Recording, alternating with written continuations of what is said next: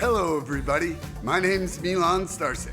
Welcome to Freedom Rising, a podcast dedicated to empowering individuals on the journey to personal growth, lasting serenity, and freedom from addiction. Tune in and join the movement. Your journey to freedom starts here. We neither represent, promote, or demote any 12-step program or organization. We are merely souls on the path of recovery with the desire to expand our lives and experiences and share them with you. Hello, everybody. Welcome to the 88th Recovery Freedom Rising podcast. I'm Milan Starcic with co-host Baron Von W, or Bryant W, aka Lightning B. Old, and Scotty N, aka Scooter Von Boots. And, today's topic is prayer. So, Bryant, do you want to share what this means to you and why you were happy to come discuss this here today? I would.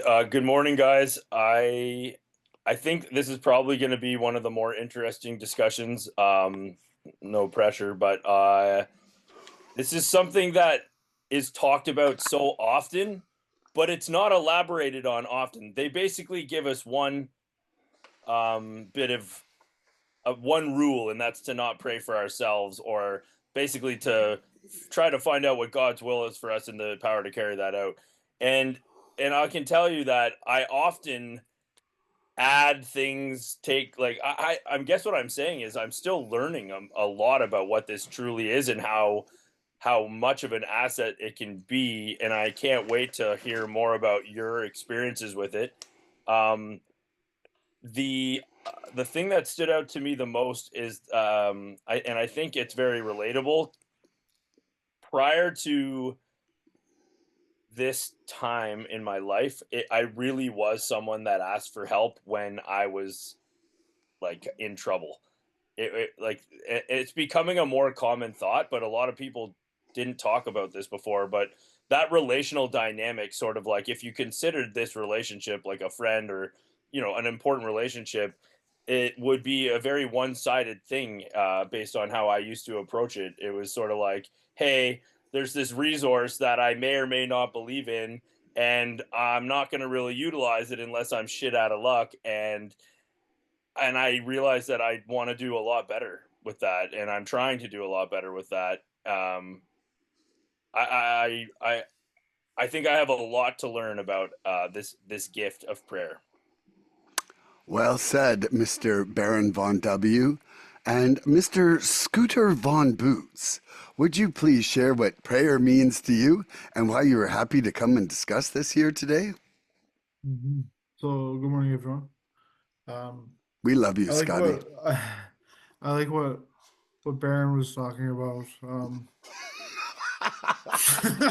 I love it. About how, for me, I came into recovery as an atheist.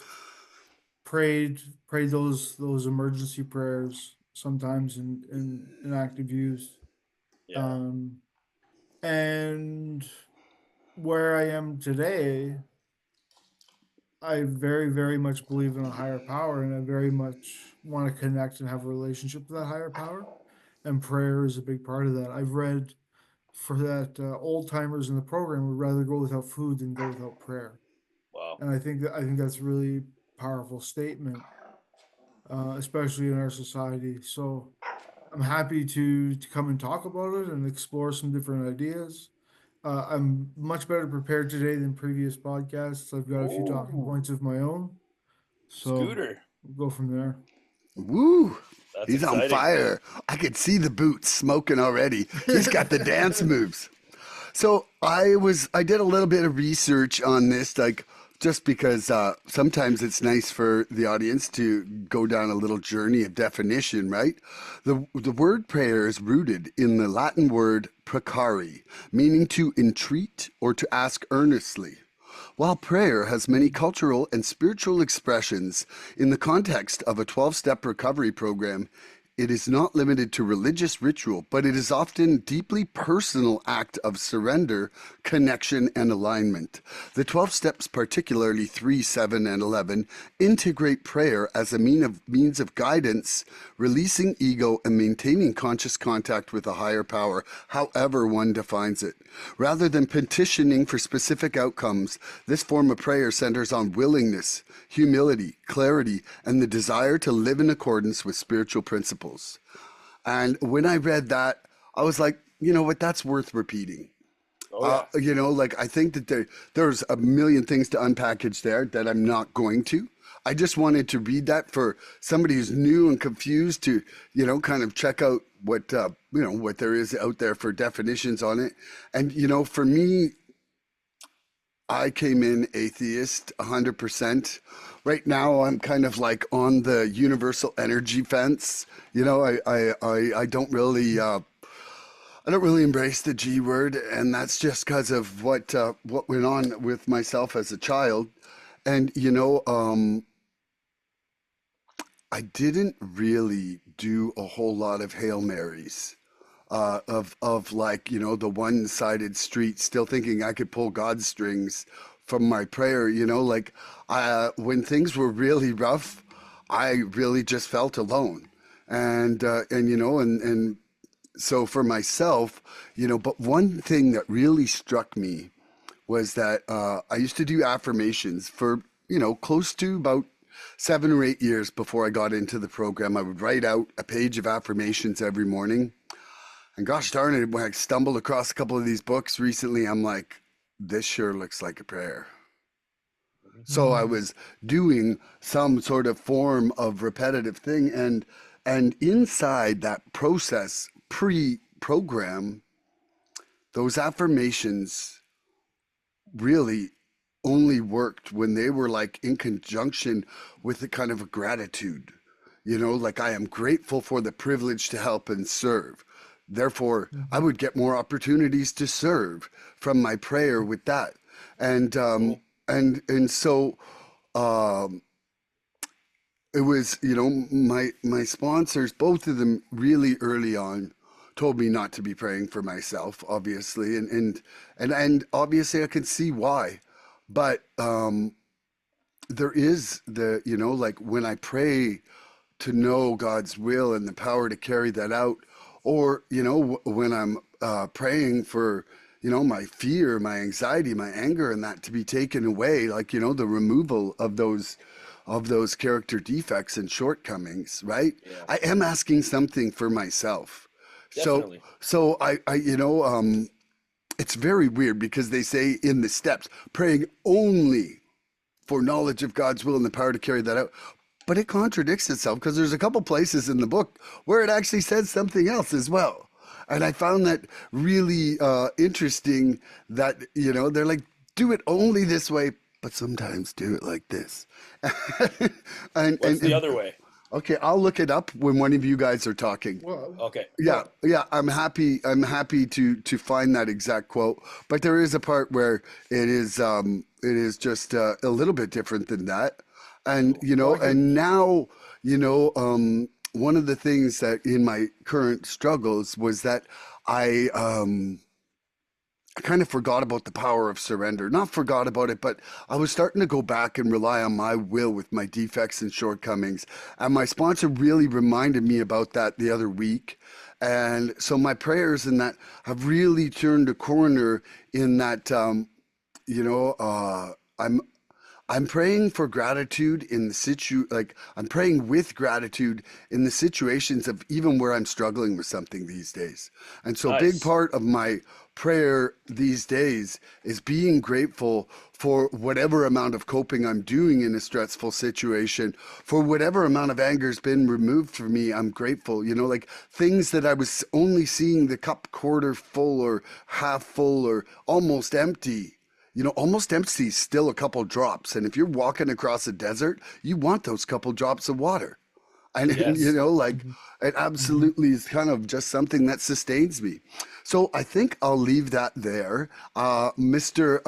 Von W., or we could call him the Baron, could you please ask Scotty the first question? Sure thing. Was there something you wanted to say, Scott? I just wanted to step in real quick when you like because step 11 is prayer only for God's will for us, but in previous to that, in like step 7, we're praying for the removal of our defects. So it's Yeah, like right there. an instantaneous version of them saying two different things. But Yes. I have a quote to go along with step 7. So We love your the quotes, so get in there. do you mind if I read this for you? I think it should be Baron Scooter Von Boots. Today we shall be the Barons. we I should all be think you're right. barons today. I For I agree. for I feel that, we are barons of our recovery. And if we're not wealthy in our recovery, what are we wealthy in? Yeah, it's true. I All am right, so giving two gratitude for all of us being in recovery. barons, scooter, bumbles. Okay, I like Okay. it. All right, so two men were talking, right? An atheist and a believer. Yeah. And the atheist asked, "What did you gain by regularly praying to God?" And the man replied, "Nothing. But let me tell you what I lost: anger, ego, greed, depression, insecurity, and fear of death. Sometimes the answer to our prayers is not gaining but losing, which is ultimately to gain." Woo. You just like drop mics. Like there should be a little cloong, cloong, cloong sound. You have a button you just push when you're done talking, Mr. Baron. Woo.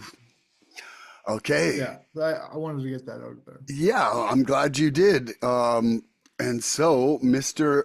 Baron, the first, we'll call him Baron the First, Mr. Von W., would you ask Scotty a question? Scotty, this one's a basic one and I like it.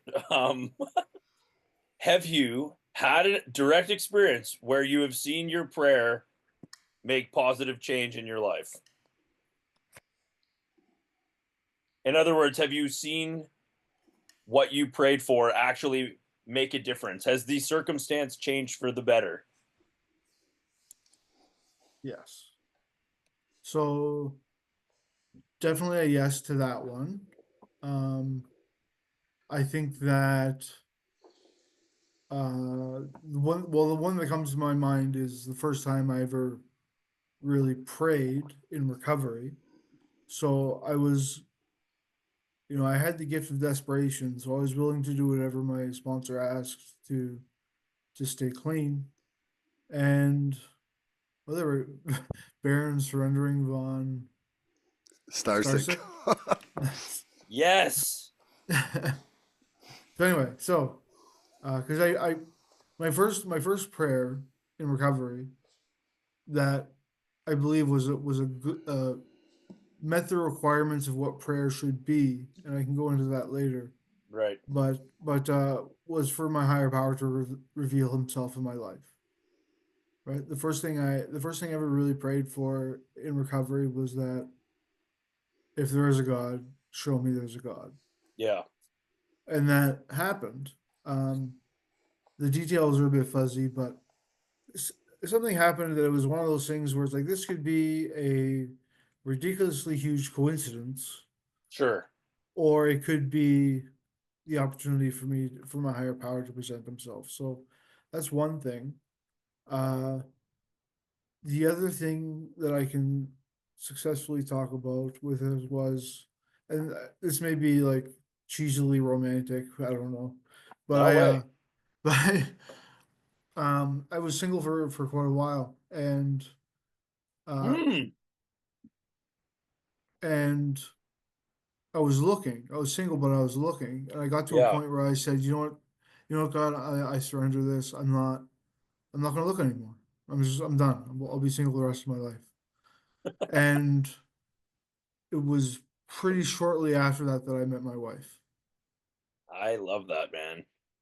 So that's definitely you're I'm muted. telling You surrendered the search, Mr. Von Boots. you. Yeah, I did. I did, and it was one of the one of the greater God, things that's ever happened to me. So there you that's go. amazing. I love that. Do you want to ask me, Mr. Baron Von W. the First?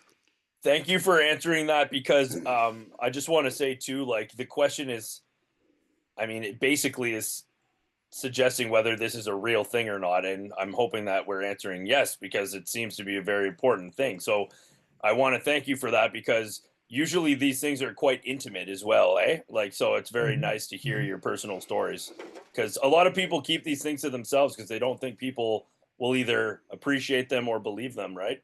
mhm, mhm. So thank you. The question, Mr. Surrender, is It's Baron surrendering. Baron surrendering.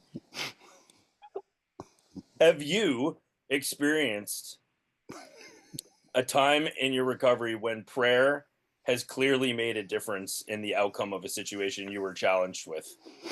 Can I do more than one example? This is Okay. the freedom to fly. Oh, look at this. Baron von W the first gives me freedom to fly. Oh, he's surrendering. Um, so, you know, I know it's going to sound weird, but the first concerted multi-day prayer for me occurred when I had a conflict with somebody in my group.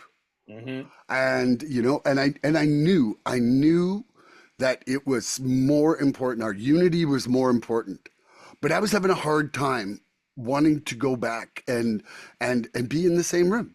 Like I was absolutely exhibiting no tolerance and acceptance because I was butthurt. My feelings were, my feelings were just ruling the day.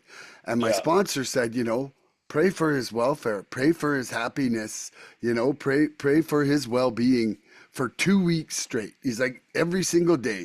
And like, so I had an alarm set. It was like pray for beep went off in the morning, and I prayed for this person for 2 weeks straight. And it really took away my weird feelings about it. To have like Mhm. a concerted effort of wishing well for somebody for 2 weeks, it's like, man, Hmm. uh, him and I hug each other every time we see each other. Amazing. It's gone, and and so that to me was like, wow, okay, like that worked, like it 100% worked. And man, I don't really care about the mechanisms of things. Like Sure. whether it is God, whether it's a higher power, whether it's me changing my mindset, it doesn't matter to me if it works. It really doesn't. And so it's like I don't have any desire to box it into something or open it up to something. Like I'm just happy that it works. It's like surrender. Like Nice. the fact that I don't crave drugs and alcohol anymore is enough for me to be happy. But the next thing was, me experiencing a fair bit of stress. Like I've just had a lot of wreckage in my past and a lot of stressful things happening within my family, within health of my family, just within life Yeah. Yeah. since I've Mhm. been straight. And like at points, like I'm like 95% of the time pretty good with coping, and then it's just like, man, once a month I'll have a day where Oh yeah. I'm just like barely get out of bed, tears kind of day, Of course. and my sponsor again, John W. You know who you are. I love you. Um, anyway, he tells me to pray to remove, like, he says all this is based on fear. Like whatever it is I'm feeling, so got me to pray to take these fears away and to pray 10 times out loud, which, so for me, like some people sing in the shower or sing in the car. For me, I find it real easy to pray out loud in the car because I just feel like Nice. it's a private time for me. And it, like if I'm praying just with the intent of prayer, then I'm not doing it for a show. I'm not doing it for someone else to see. I'm doing it because I'm trying to increase the connection here in my life. Yeah. And that connection is personal to me. But anyway, I'm telling you right now, if you're experiencing a really stressful moment, praying to have that fear of whatever it is removed. Like I generally have like 4 or 5 things going on. It might be anger, anxiety, fear of loss of something, and then Yeah. my anxiety. And I'll pray for all 4 of those things to get removed over and over and over.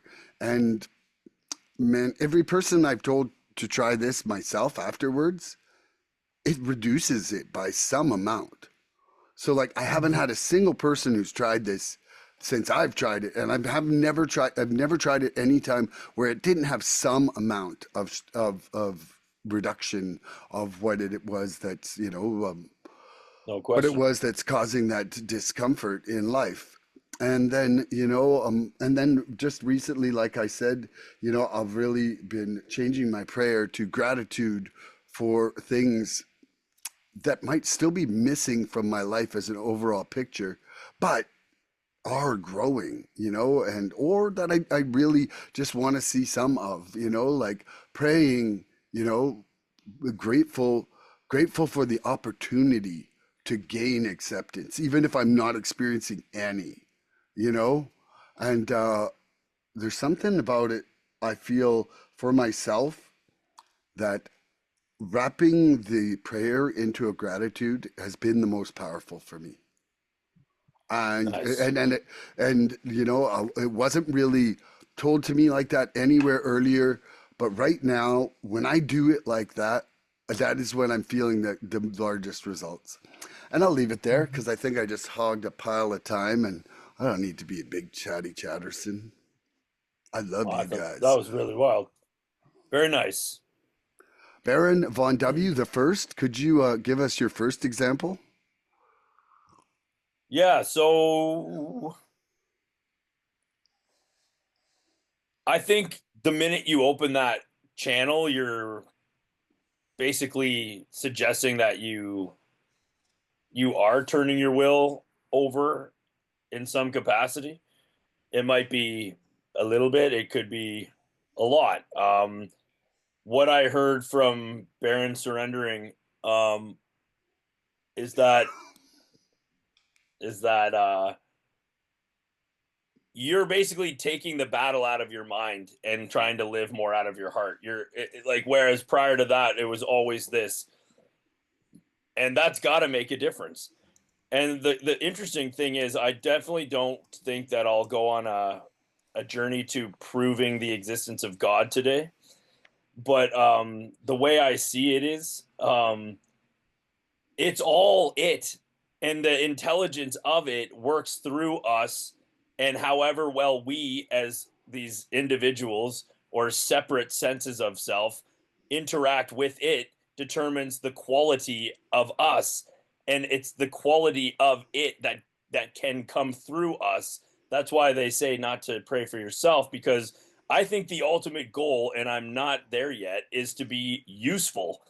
And as long as we're trapped in fear and living in our own problems and we're thinking about our own pain, we're not useful. We're less useful, I should say.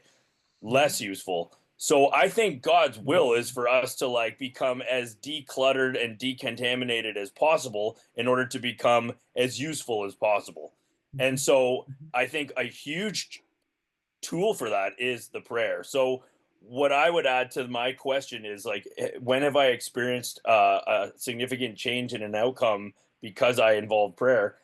I don't do it all the time, and I always wish I had. If I don't, I like to pray before I have conversations with people that I'm having challenges with, or like that I find challenging. Like if a family member, a friend, if I'm like feeling things and I'm already like, if I'm already solving problems in the conversation that hasn't even existed yet, like that's when I get into that headspace and I'm like, I'm about to embark in this conversation. This relationship is important to me. Please help me to be as, open-minded, humble, whatever the words are. I'm asking that power to come into this interaction and to help guide me, because I can't expect it from the other person. But sometimes you're amazed at the way the other person interacts based on the fact that you're being that mindful yourself, right? So I think it's another amazing tool to like put the weight on yourself, but you're also turning it over. But like, don't expect the other thing to perform at like maximum performance in order for you to feel better. Maybe you can make some changes, even if you think you're already trying your best, and you'd be amazed at some of the outcomes. So, those are the times where I've noticed the most. significant changes is when I invite that power in to a challenging situation, and I've gotten some pretty nice results. Whereas if I had just gone in with my predisposition or my judgments, I probably would have had like a less agreeable turnout. Mm. I love that. And Mr. Varenbon Boots the second, do you have a question for me? So first, I just want to comment We would love you uh, to, Mr. Von on Boots. Von W.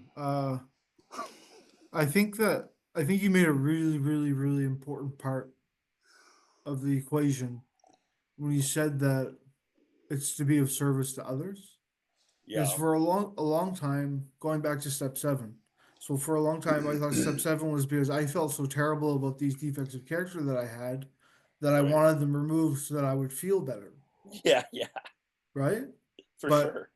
where I am in my recovery today, I look at those steps, those transformative steps, to be so that I can be of better service to others. That's why they get removed. They don't get removed because I don't like them. They get removed so that I can help others more. Yeah, I think that's So, yeah. so von Starcic, um, here's one. So you mentioned a little bit of this in like how people pray, like sing in the shower, sing in the car, pray in the car. So for you, where do you rank the importance between ritualistic or improvised prayer? And what I mean by that, like do you recite the same words over and over? Do you do motions over and over? Do you do it in a certain situation? Or is it more off the cuff? It's more spontaneous. How do you make those play together? So, I think because of the impact and the success of the affirmations in my life, and kind of what I was told just to try, um, I generally, most of the time, I'm repeating something, kind of like a little mantra. Like, so whatever I decide I'm praying on, whether Mm-hmm. whether it's for positivity for that person I'm having the conflict with, whether it's the removal of those things, or whether it's my gratitude, whatever I decide to direction I'm embarking on, I'll generally try to repeat that at least 10 times for myself, and if possible, out loud. Like Mm-hmm. that's, I just, I don't know. For me, it's also kind of sometimes like it's almost like clarifying. Like I'm not writing it down, right? So sometimes I'll say Mm-hmm. something and then I'll be like, no, that's not right, and I'll correct like the order of the words or whatever, just for the sake of my like my intention being correct. Like Mm-hmm. sometimes you think something's right, and then you say it out loud and hear yourself, and you're like, nope, nope, still pretty self-serving on that one. Let's like let's revise that, and take a little bit of ego or self or whatever it is out of it. So yeah, for me, there's definitely a basis of repetition, and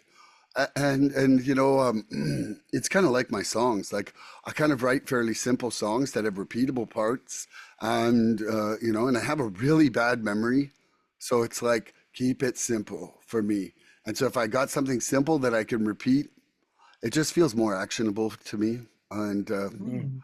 yeah, I'll pass that to Mr. Baron the first. Yeah, I think that's an awesome question. I I'm definitely more of a spontaneous. I like when I routinely, like if I do my morning and my night. Um, I tend to. I'm just gonna say it. I tend to interact with nature in a way where if I see something that I find like spectacular, I like immediately see the divinity in it, and I'll like Mm-hmm. acknowledge a tree that's like, wow, that I wonder how old that is, or like, what an amazing thing to see. Or um, Mm-hmm.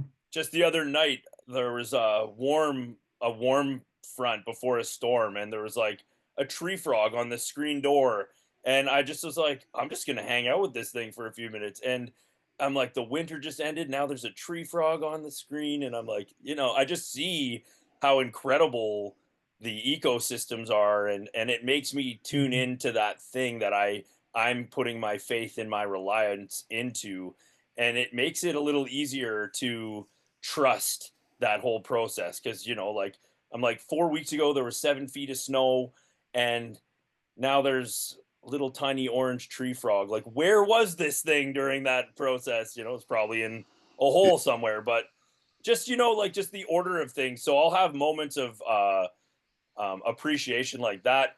I definitely do find myself um, when there is a challenge or someone I love, I will pray for that person. I sometimes do it for people that I don't know. When I see people that like my heart gets prompted out in public, like when I'm at a store, um, like I don't need to know you to love you. Mhm. And I'm really grateful that I have that in somehow naturally. Like I might not.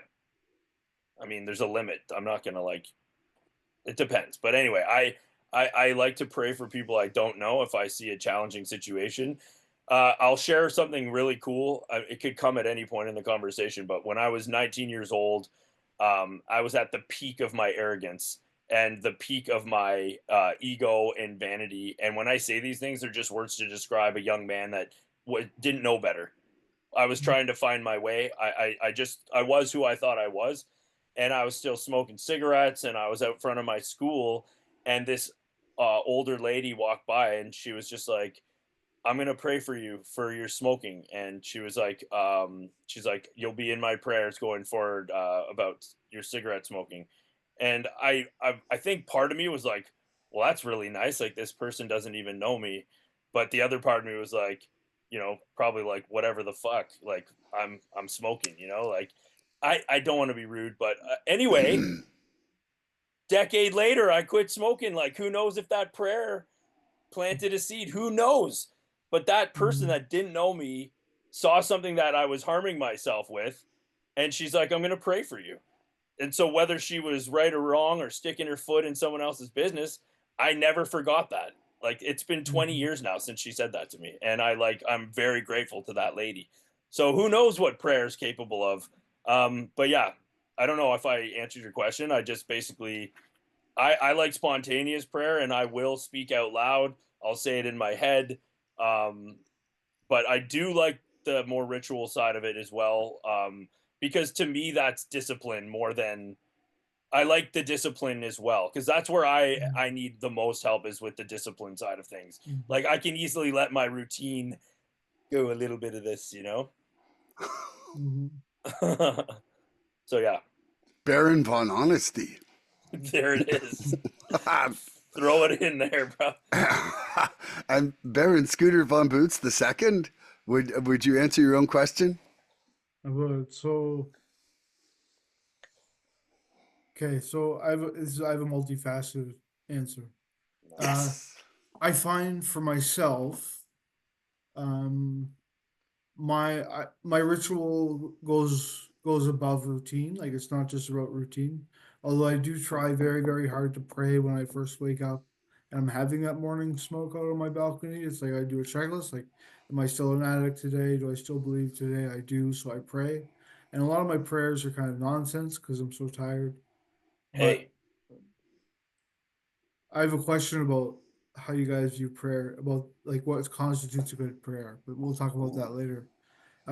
So anyway, so I say a ritualistic prayer.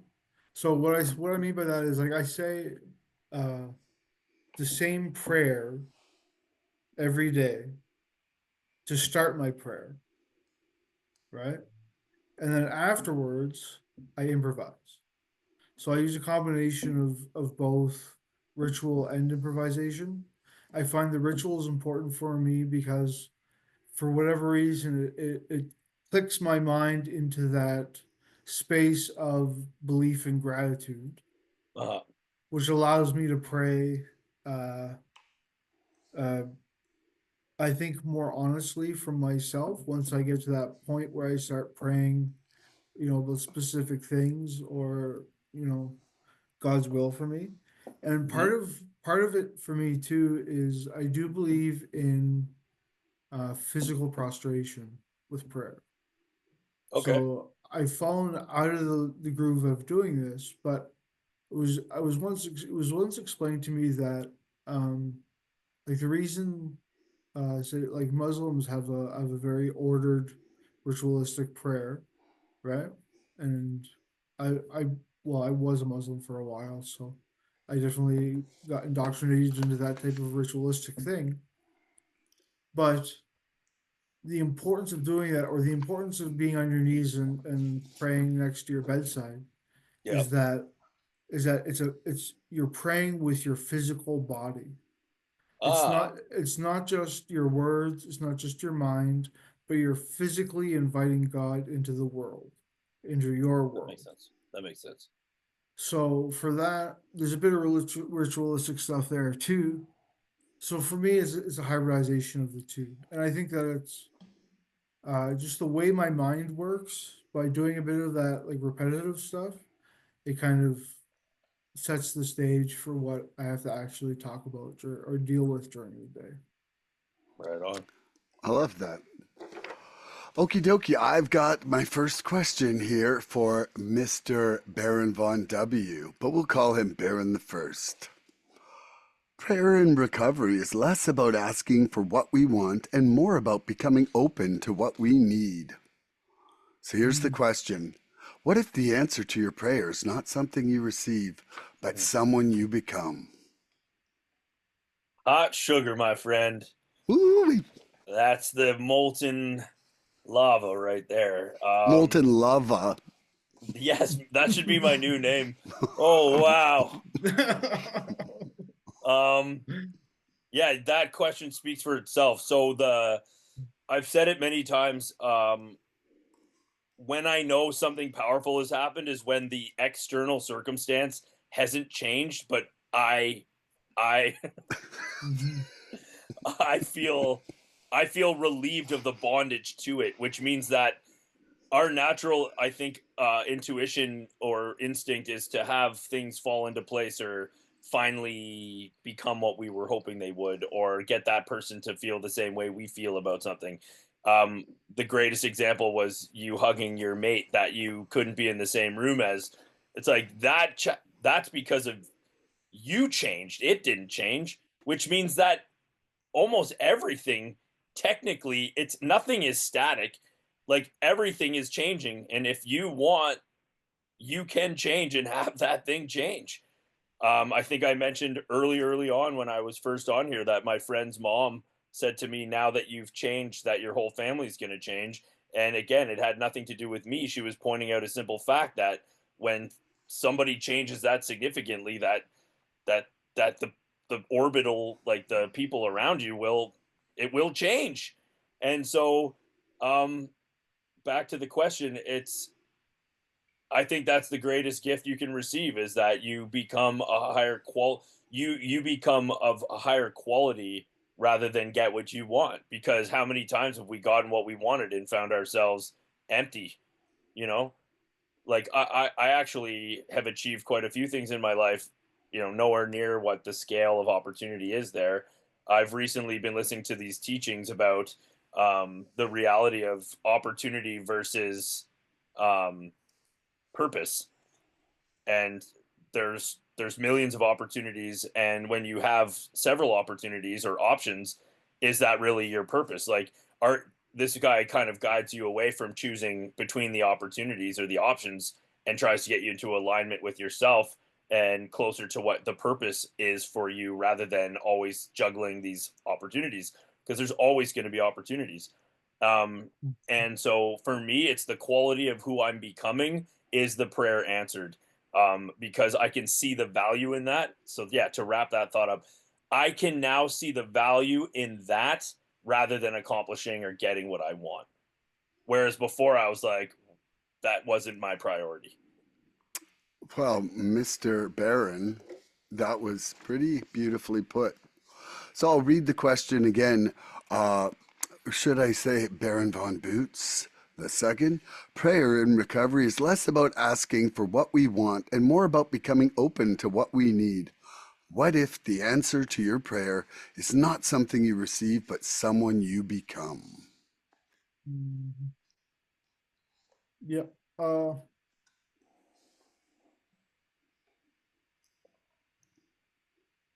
I think that's the whole basis of the 12 steps is to have that spiritual awakening and that psychic change, which basically means a change of character. Hmm. Nice. So, That's it. so, so I think that is that's a very accurate statement. Um, I know that as frustrating as it can be at times, it's kind of going brick by brick and slowly building yourself into the human that you were meant to be. Nice. So I think that it's very much more about like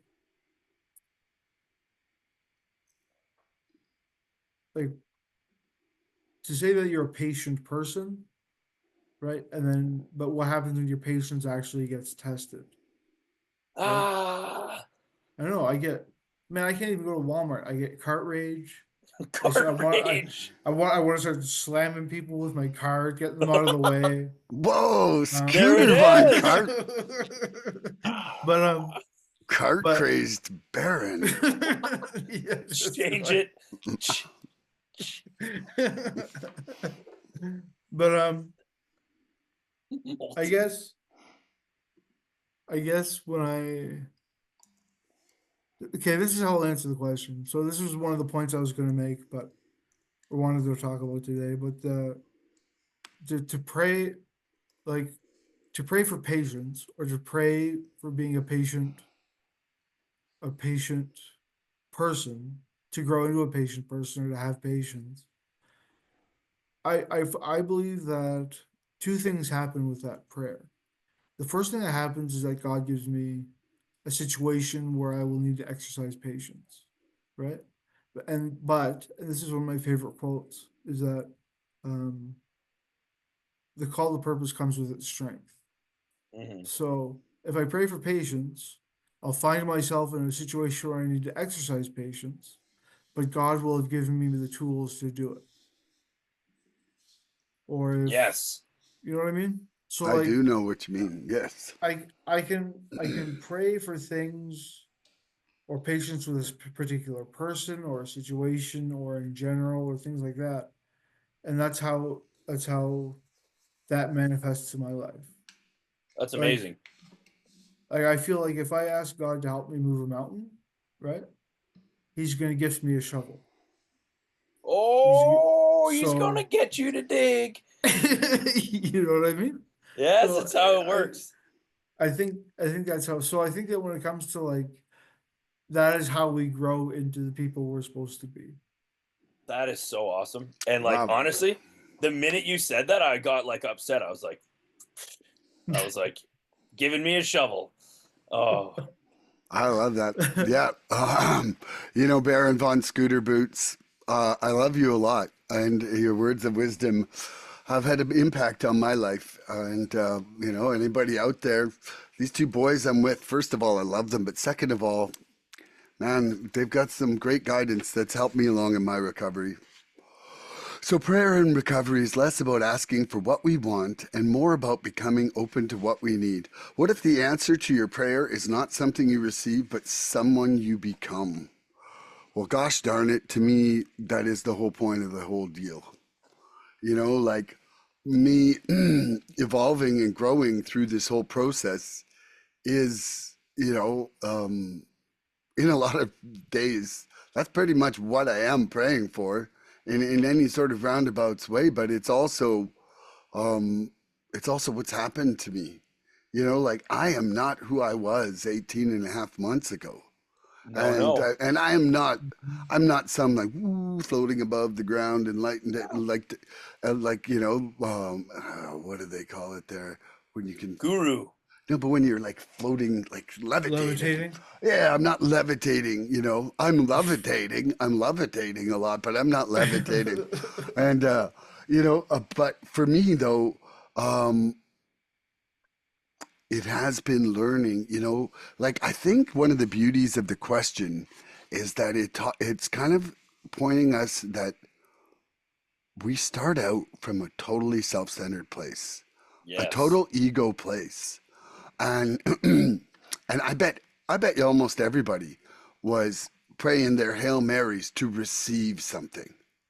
Most Mhm. likely. They were not even probably directing it like, most people probably, even at their rock bottom, were praying to get through this, praying to not go to jail, praying that their family wouldn't kick them out. Like they were Mhm. praying for something rather than for their addiction to be taken away.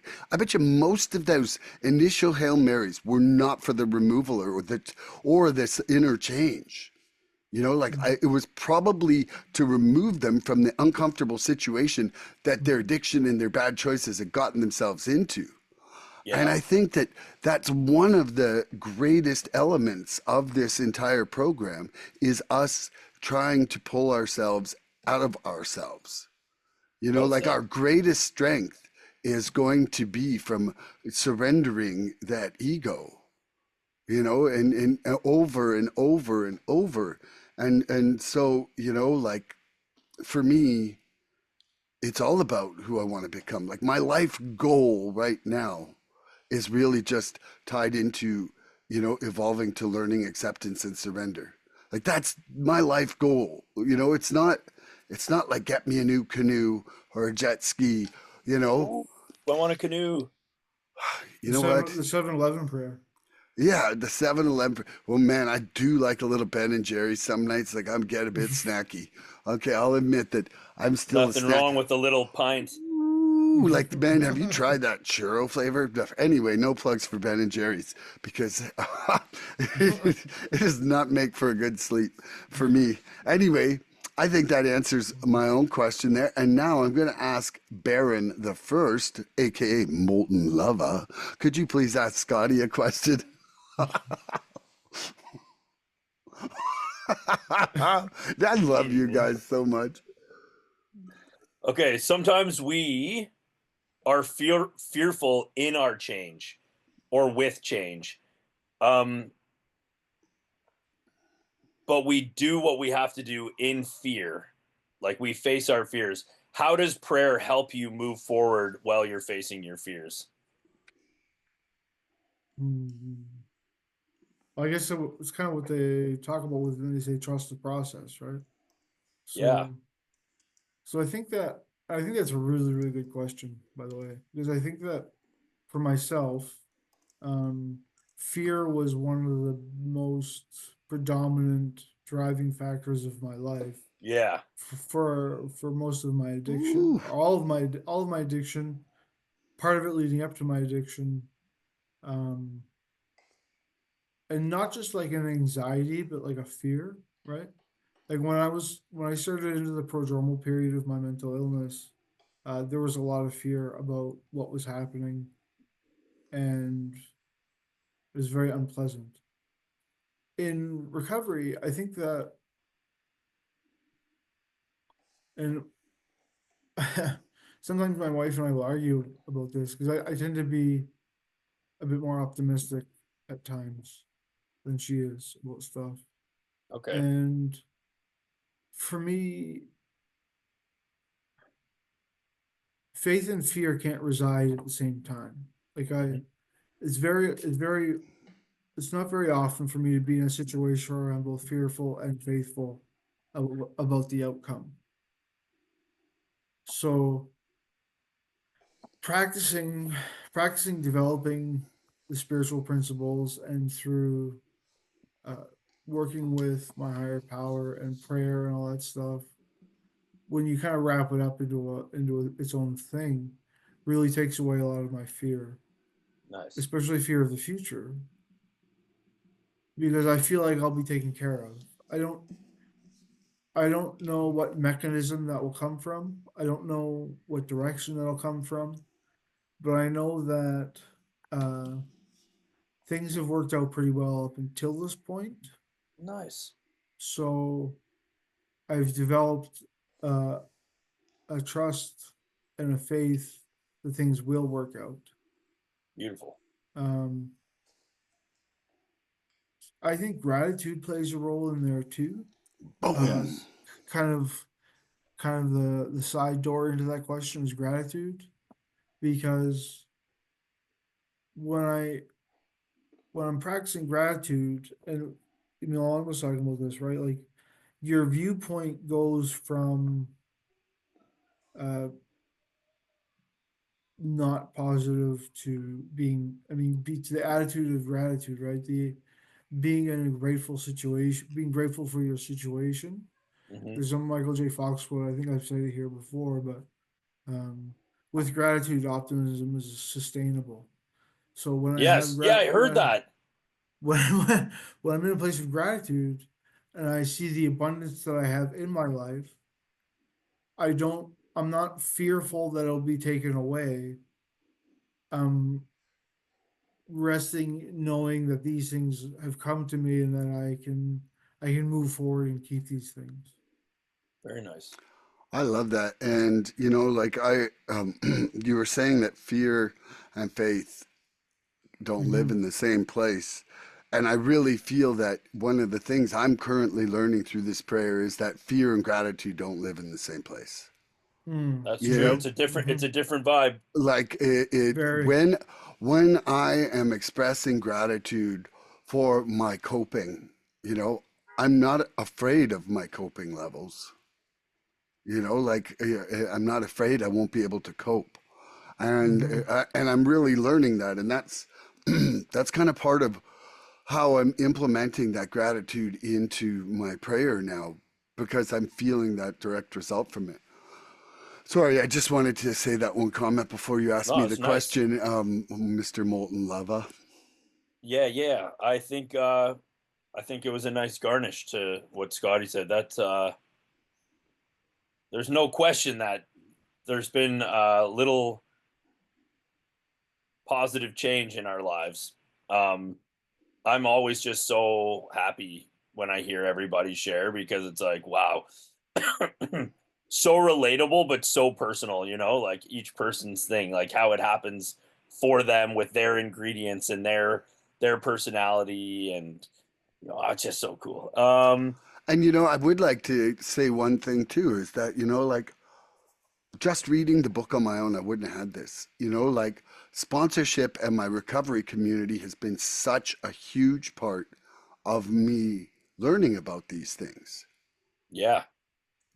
Like actual real life examples have benefited me so much. You know, Oh yeah. embrace the recovery community. Anybody who's out there, because it'll do nothing but change your life, really.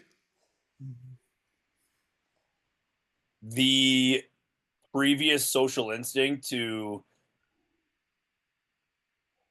the motive in the past of like who you hung out with, why you hung out with them, what could they do for you, who are you people amongst the others, um that just goes away, and it gives you an opportunity to hear things from people that you maybe would have dismissed and or have like thought you were so different than, and you could be blessed beyond measure by some of their life experiences and what they're willing to share with you, and that you would have missed it if you hadn't decided to, or to realize that you're just one of the people involved and not somebody of yeah. Anyway, I guess I'm trying to say like that whole being better or less than, it has to go away, and then you find all these treasures, you know.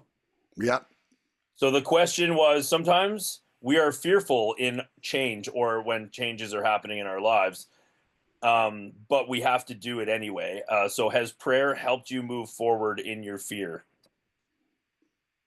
sure.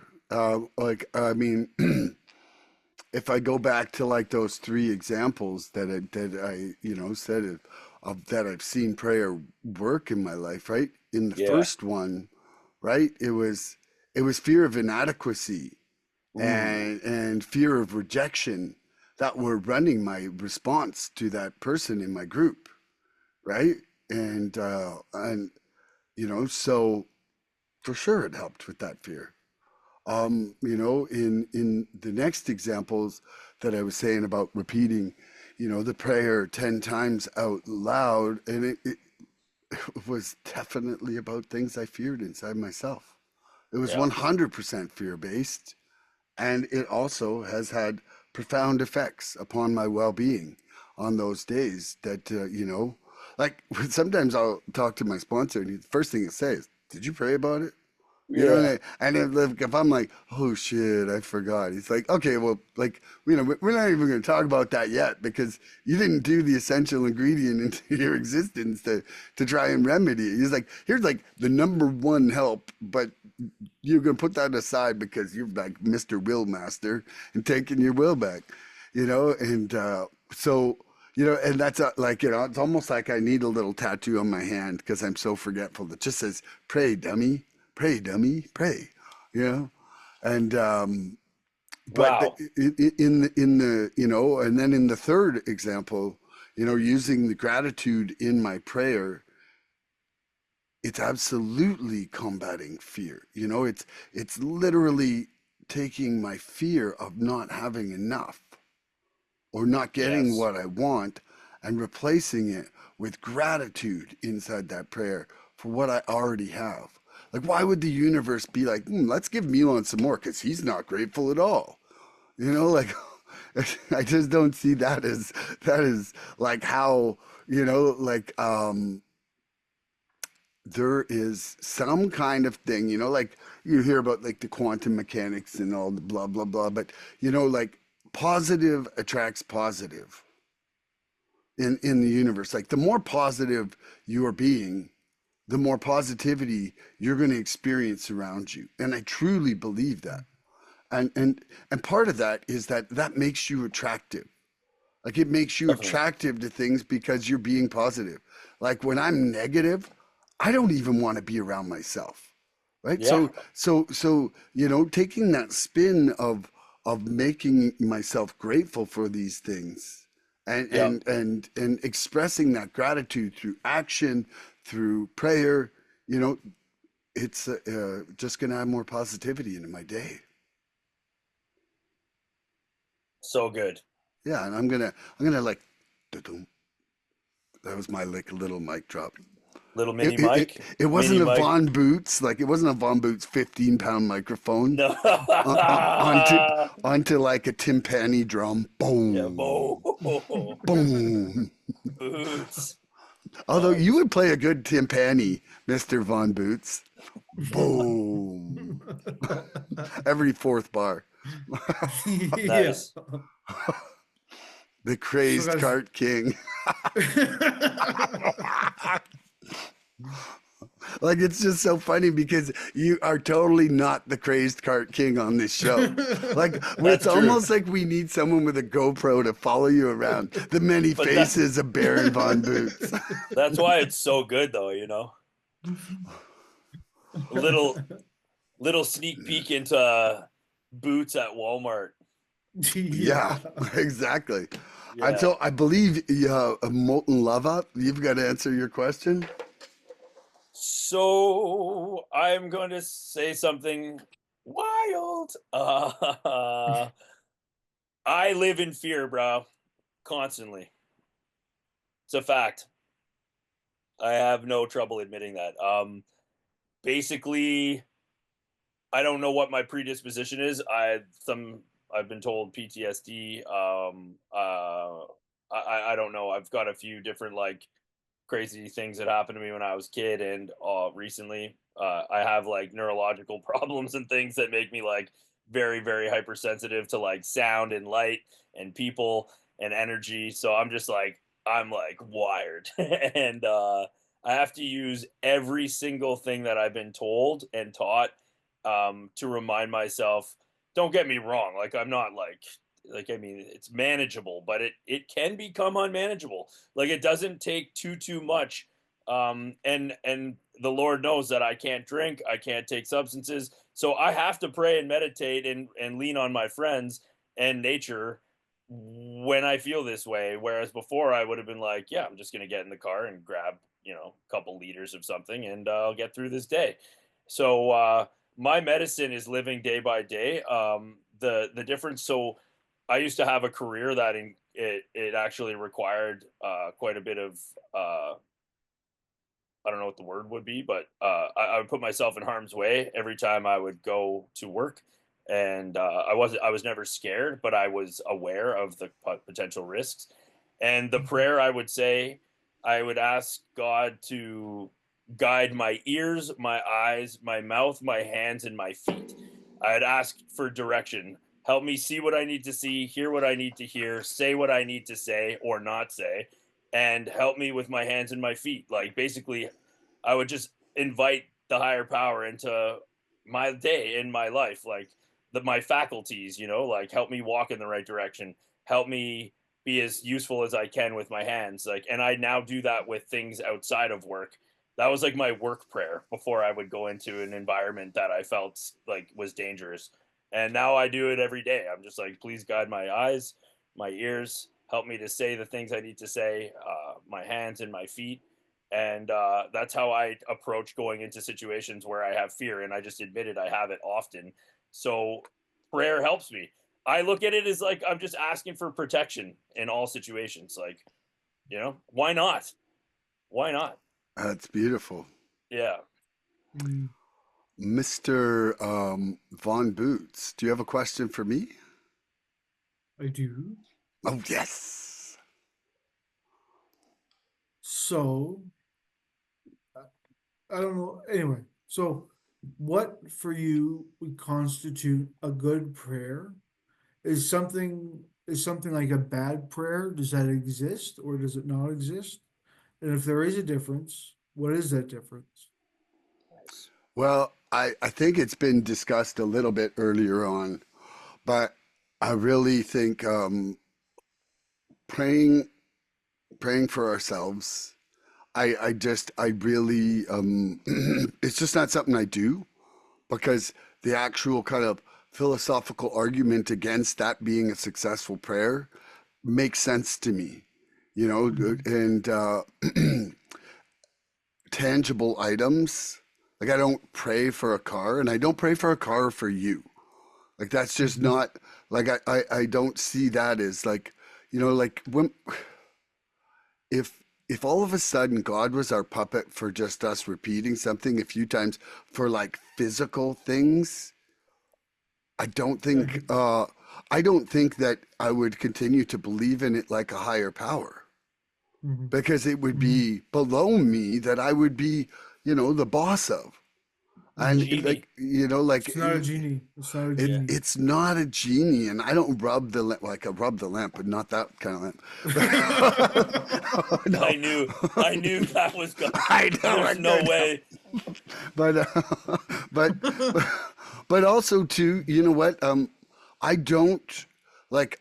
I try not to pray for outcomes in the sense of like like I pray now for somebody to have the understanding that whatever's happening to them, that they can get some acceptance for it. But I don't pray for like someone's leg to be healed or like I'm a saint or something like that. I pray for them to be able to accept the situation as it's unfolding, and that they'll find some peace and you know. But that's about it. And so the only reason that to me, like if we're going to say right or wrong, it's just that it's my concept of what I can put my truth behind. Yeah. Mhm.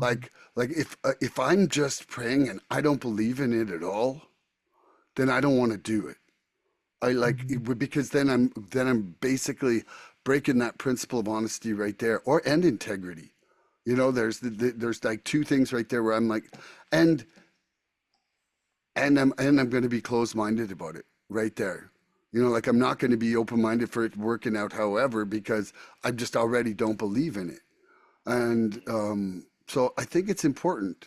I think it's important that however you decide to pray, that you can stand behind the reason you're doing it for and the intention Mhm. of what you're doing it for. Because for me, I just don't. I don't. I won't even do it if I don't. And once I started to learn how to pray in a way that I could believe in, then I started to do it. And for me, that's the difference between me doing it and not. So it's only developed in my life by how I believe in it. You know, my belief system and how that and what methods I do believe in. I hope that answers the question because I Yeah. think that's I've been kind of starting to ramble right now. Mr. Barron, Do you want me to repeat the? If you don't mind, yes, please. he would So molten love it. so what would constitute, say, a good prayer or a bad prayer? Is it possible to have a good or a bad prayer? All that kind of stuff. I think And that's a here's great like, question. Sorry. nope, go for it. Yeah. So I'll be honest. I think the difference is quality and care. So I've been told that what actually gets that motor and that communication and that conscious contact of a certain potency or frequency is the care you put into it. So if you're just like anything else, if you're just walking your dog because you know your dog needs a walk, or if you're out with your dog walking and you're throwing a stick and you're seeing what they're seeing and you're calling them over and you're like interacting with that, like if it's like a parent, if they're just there because they're it's like the kid can pick up on that. So for me, I think what you might call a bad or a fruitless Mm. um Mm-hmm. prayer would be the quality you put into it, the care that you put into it. I really don't think God is sitting there being like, nope, that's not what we're looking for. It's all about the quality of what you're doing, like anything. And so if you're just like, oh, like it's 10 o'clock, I'm about to go to sleep. You're like, please God, thank you for keeping me sober today. Good night. You know what I mean? Like, thank you for another day of sobriety and like go to sleep. Like, yeah, you're getting it in, but you're not actually like, I mean, it's better than nothing. It's at least you're Mm-hmm. remembering that you're doing something that you used to not do. But I'd say what constitutes a good prayer would be how much care you're putting into it, what's motivating it, what the Mm-hmm. desire is, and like how much of yourself is in. What is the motive? It always comes down to self and motive. I have a lot to learn. I am so grateful that I'm still here today to like try again and maybe come up with some higher quality versions of what we talk about because I love learning and I think another way of looking at it is like a bad prayer is a prayer that you don't actually believe in. So like when you're saying it, you're kind of like you're doing it, but you don't actually have faith that it'll happen.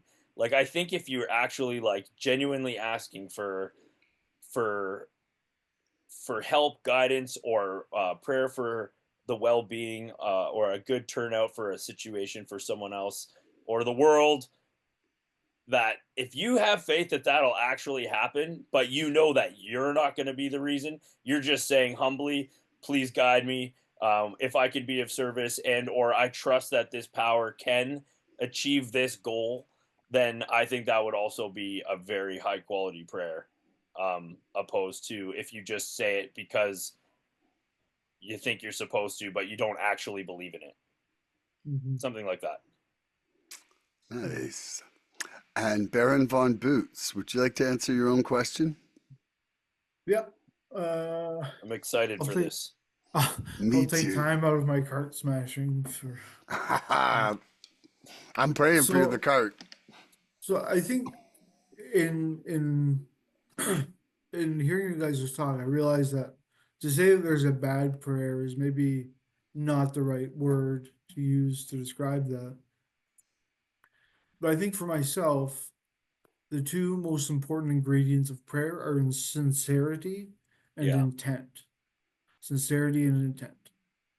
And I think that's why, like we touched on the 7-Eleven prayers, right? Like you're in active addiction, you just have to get it out, right?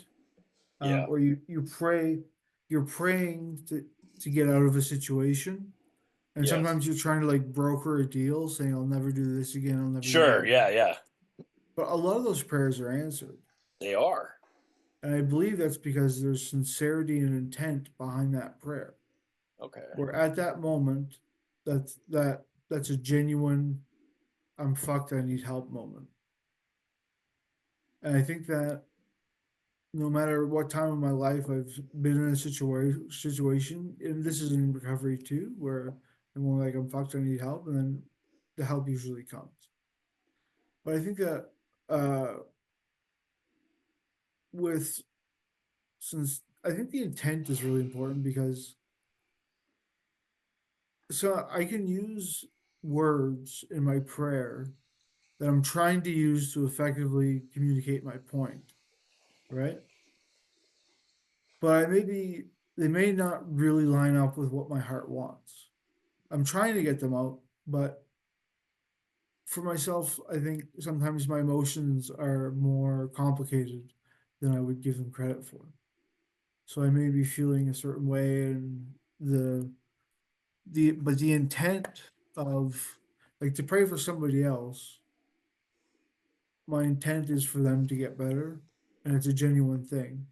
So I'll be given the opportunity to help them, usually, is the way I found it in my life. So I guess what I'm trying to say is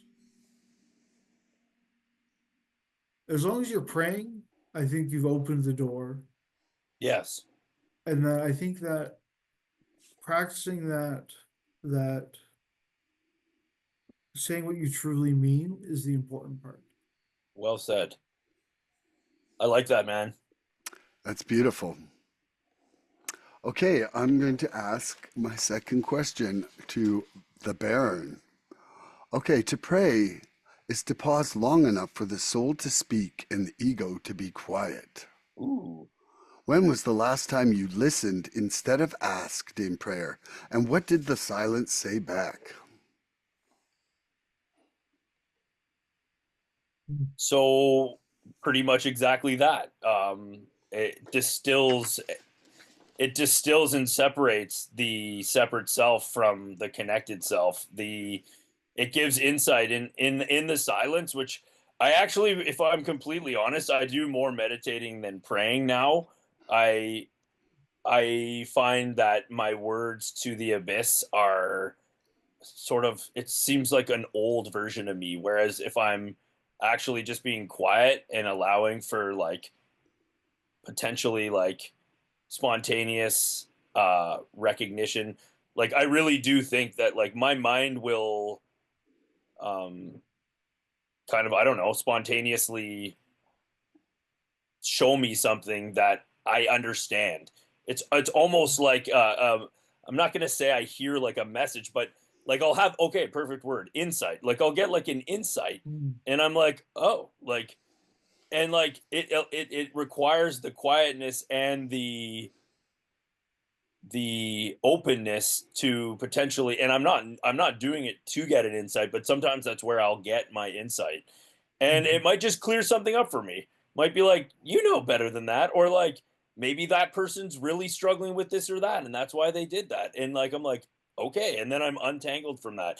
Like I'll just get a little insight. Like I like to bring my energy to a quiet place, and the energy itself is that way because of thoughts that I've processed about my perception of what's going on and in the world around me and with people I care about.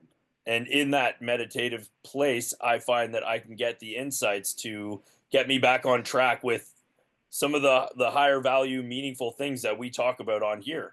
It's like, oh yeah, like of course, or like that's what that is. Oh man, I'm doing that again, or like I really don't need to worry about that, or um just be patient one more day, give it one more day. Like I could just be like, "Ugh," it's like just give it one more day, and like what's the good in today if you're not having at least a bit of enjoyment in today? Wait till tomorrow. And then sometimes, like Harry Godbox, these things do clear themselves up. Like they sometimes spontaneously clear themselves up. Like I've had people call me and been like, I actually can't make it, and I'm like, thank God.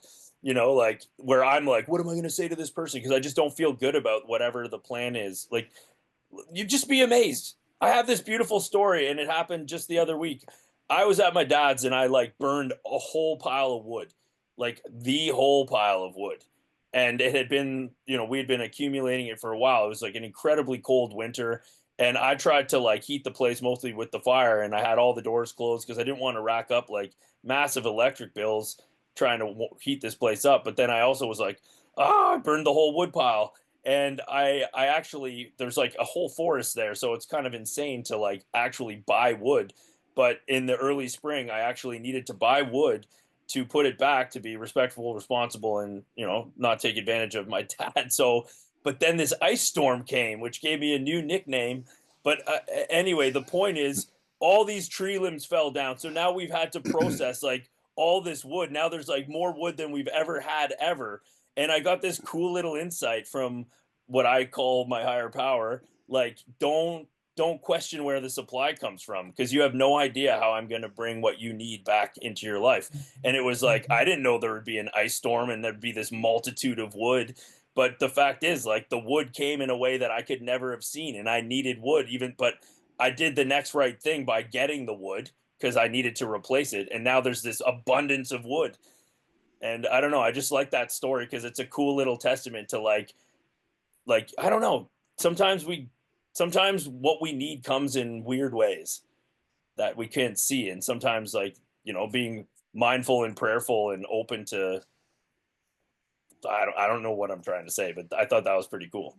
I think it's really cool. And not only that is that now you're leaving more wood behind than what you got there for. That's Not right. only not only replacing it, right?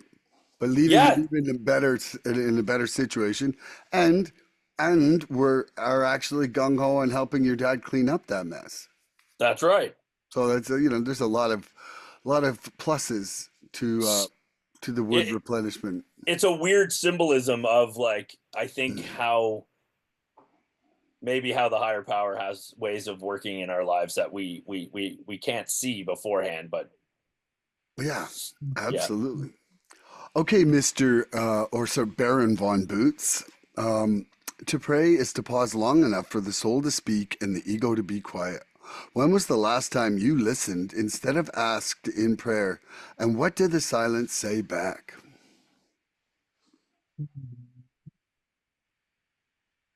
Just briefly on what the first was saying. Um, Oh, that's next level. um, I love you, I think that's why Stu. we don't pray for outcomes, right? Oh Because yeah. if I pray for a problem to be solved a certain way, I may miss the solution to that problem. But so I think for me, I follow the old idea that uh, prayers when I speak to God and meditation is when He speaks to me. And that being said, I'm terrible at meditation. Uh, I I guess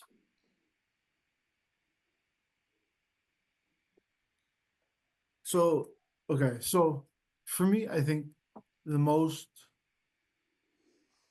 in tune I can get with my higher power, and I usually don't do this unless I'm feeling really uh, tangled up about something. But is that I'll write God a letter, Oh, and there's a few things I keep in mind when I'm writing it, right? So it's like, dear God, and then um, it's informal. I don't treat it like I'm writing to a king or an emperor. I'm doing it like I'm writing to a personal friend or mentor, nice. and I don't edit it either. So it may be an incoherent mess. That doesn't really matter to me. I feel like that process of writing a letter and getting it out all on paper is very therapeutic and will give me the direction that I'm looking for. Very nice. So I guess that's the way I empty my mind as far as like meditation would go. Nice. And I've heard a few different theories on why writing is so important. I really feel like uh, writing, doing the steps by hand and not on a computer. Like I think that there's something very therapeutic about writing in general.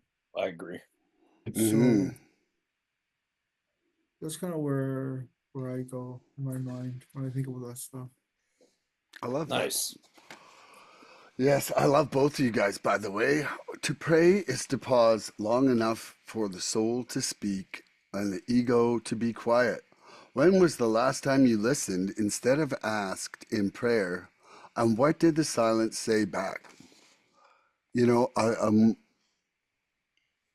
my instant thought about this is basically the example that was kind of brought to me by my sponsor and then by a lady actually at a meeting, like right after. And it was about giving, the gratitudes in the prayer.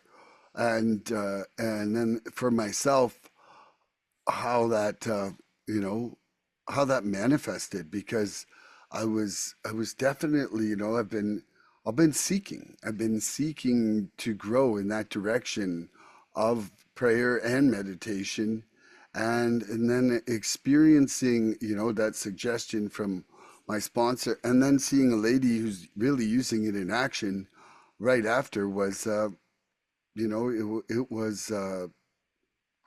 it was basically that's kind of what I feel like the silence said back, and to have received that, I just feel the better for it. So yeah, I'm just going to leave that one there for me. Um, Molten Lava, do you have a question for the Crazed Cart King? Or should I say the first? Do you have a question for the second? Well, this is yes. I think this is sort of it was really helpful to me, but also something that I didn't wasn't clear to me before. But they say faith without works is dead, and Mm. it became abundantly clear to me that like how important action is. Like really, like that whole thing about giving you a shovel. Um, But this is neat because sometimes we're in a position where we genuinely don't know what to do, or maybe the circumstance has burdened us to the extent that like we are almost paralyzed emotionally, mentally, and or physically in a way that we really don't know what the next right thing to do is. So do you look at prayer as an action in a situation like that? Most definitely. I'm Most so definitely. glad. Yeah, I'm so glad to hear I'm so glad. that. I am. Um, Are you just leaving it there, Scotty? Or you know, I didn't know what was happening for a second. That would be perfect, actually. Yeah, most definitely. Okay, go Milan. Lightning so for round. so I think it ties in with surrender to me.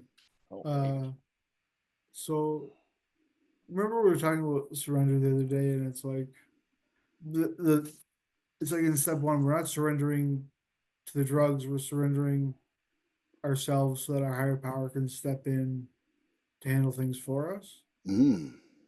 So when I'm in a situation where I'm lost and I need help, and my will has been uh, not good and is not productive, for me to pray about that is to open the door and tag my wrestling partner in and have Yeah. him come in. So whether that's through outside circumstance, like you mentioned with the wood, where there's a hidden blessing, so that's like an outside circumstance, right? Yeah. Or it may come that he uses me as a vessel. Mm. So it in some situations I feel like uh, even though it was technically me who did those things, is that I was guided and strengthened by my higher powers through those actions, right? Like, 'cause, addiction brings you to some pretty fucked up places. Oh, yes. Ooh, yeah. So, and in all honesty, recovery does too. Oh, I love like it really does.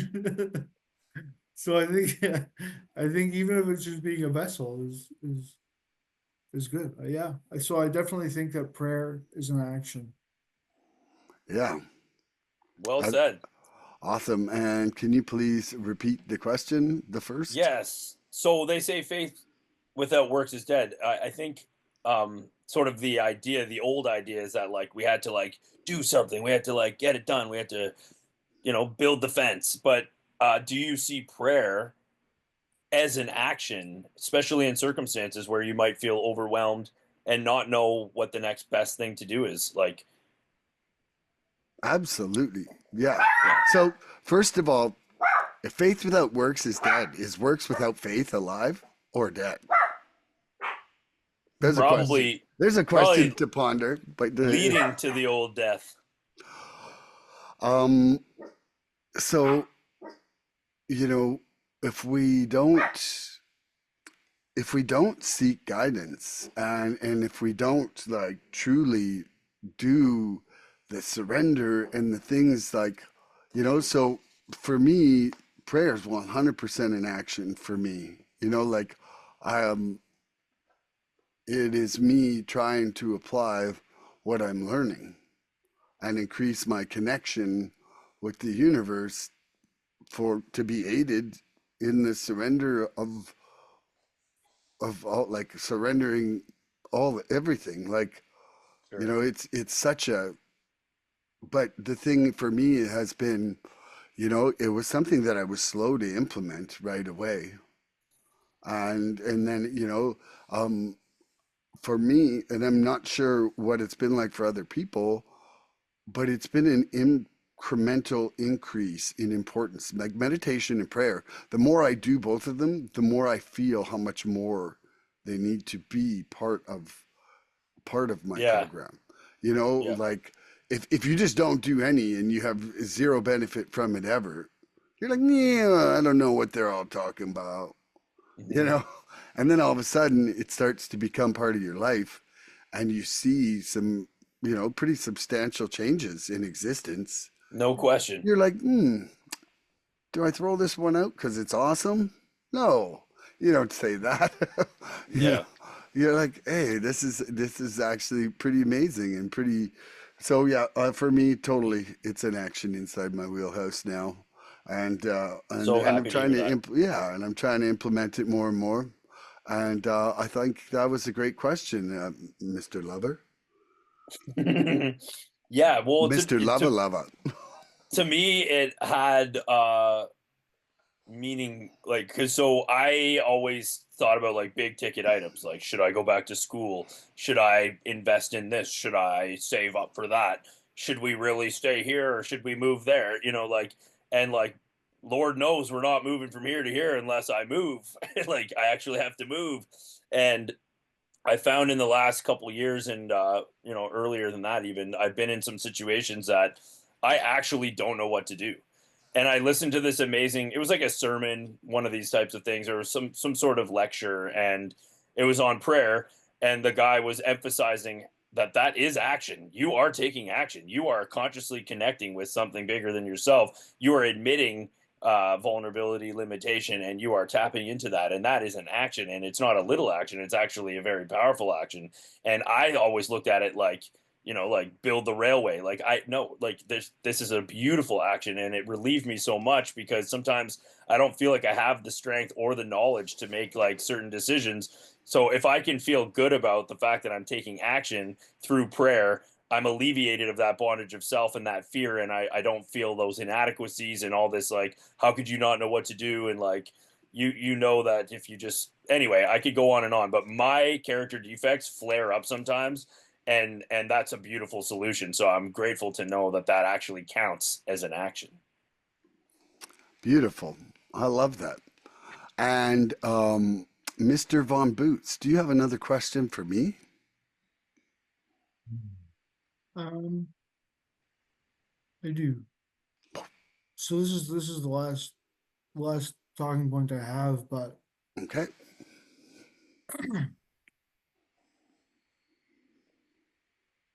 what is the importance of prayer and getting to know and have a relationship with your higher power? Wow. Oh my gosh. Well, I my very first instinctual response, which is where the only place I can come from, is to improve my conscious contact with my higher power. like first of all, like it's it might be mostly one way conversation to begin with, but it does slow down my day and bring me more into the present moment. And generally, in through more prayer and meditation, I start to live a little bit more principled and a little bit more principled. So, it definitely brings me, uh, it brings a lot of benefits to my life. But I would say that it is, first and foremost, it increases my conscious contact, and then it it opens up me to change, and Mm, um, and Mm. and without me necessarily being the mechanism of that change, but mhm, just mhm, being part of that process. Yeah, Nice. I think I'll leave that there. That's very well said. mhm, mhm. I wouldn't mind if I could hear the question again. So, what is the importance of prayer and Yeah. getting to have a knowing your higher power or having a relationship with your higher power? Where does prayer fit into there? So I've concluded uh, that the higher power knew everything, knows everything, is everything, and um,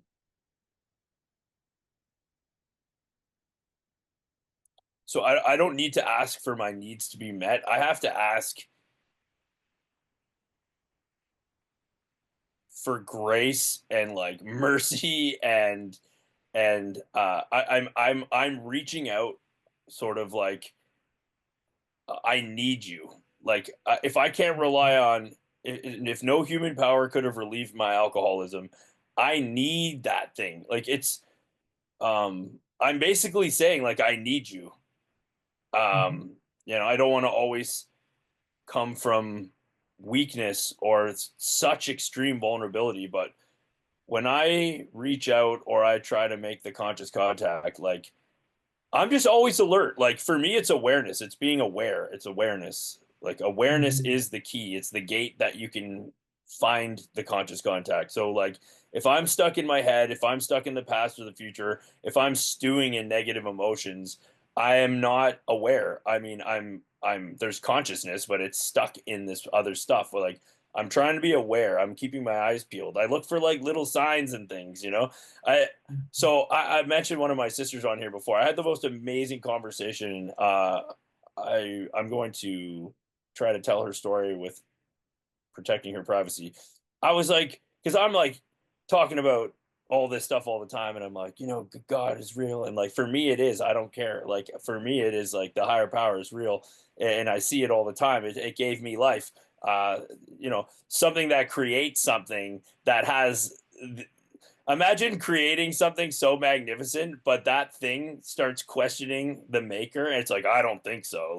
Like this limited alcoholic drug addict full of fear, hate, egocentric person is like trying to like prove God wrong, or like not open-minded to the existence of these things. Anyway, I'm going on a tangent, but I'm talking to my sister. I'm like, you got to tell me that you have some faith in something and that you see some of these things in life. Like, do you ever look out for signs and things? She's like, all the time. And I was like, what? And I was like, immediately, it opened this opportunity to have this conversation.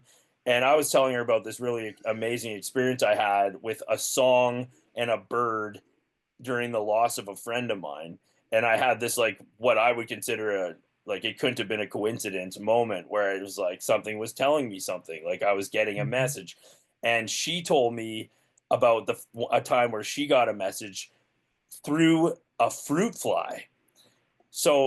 And she was all embarrassed and like, but she got like emotional about it. Like she had an experience where she felt so alone that she actually noticed that there was this little fruit fly in her hospital room, and she actually like felt some comfort knowing that this little fruit fly was there. And we ended up having this amazing conversation about like spirituality that I had never had access to with her.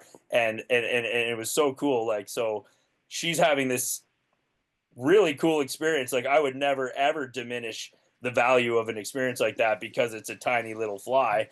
You know what I mean? So Mhm. anyway, it's just a really cool story, and I have no idea where I'm going with this. Once again, I veered right off track, but uh, um, I loved it though. It was a great story. I was I right with liked you. it. I but liked it's it real too, stuff. man.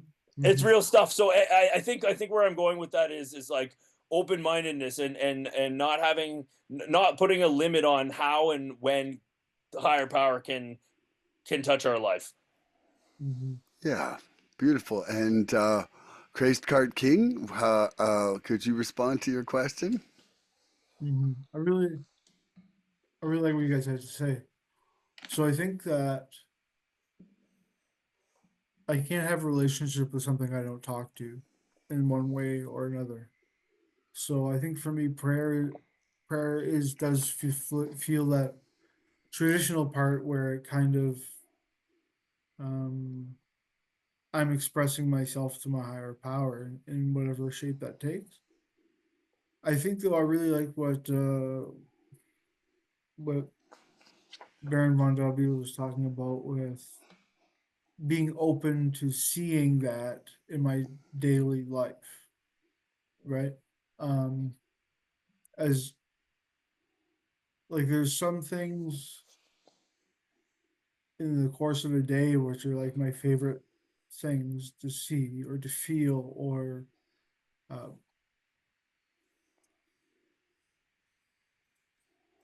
that I think goes beyond. Like I think I if I had to say, I'd say it's almost like it's your subconscious looks out for those things for us, right? Hmm.